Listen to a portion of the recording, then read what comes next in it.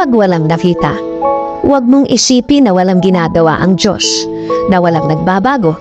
Huwag mong ibase sa nakikita mo ang solusyon ng problema mo. Dahil nag-umpisa na siya. Hindi bulakalab. Kasi kung gusto mo ikaw na naman ang masusunod, ikaw na naman ang gagawa ng solusyon, tapos kung nagkaroon na naman ng bagong problema o kaya lumala, ibibigay mo na naman sa Diyos. Hindi ganun yun. Hindi tiwala ang tao doon.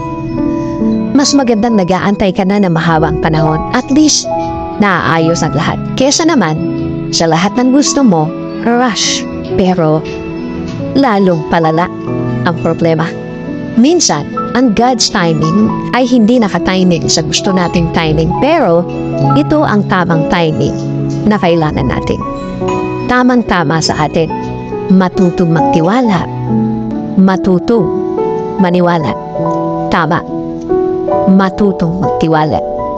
Kahit sa inaakala nating delay o kaya late, pagkatiwalaan natin ang mga delays at late na yan dahil nakaayon sa plano ng Diyos yan. Again, kapit lang, maniwala lang.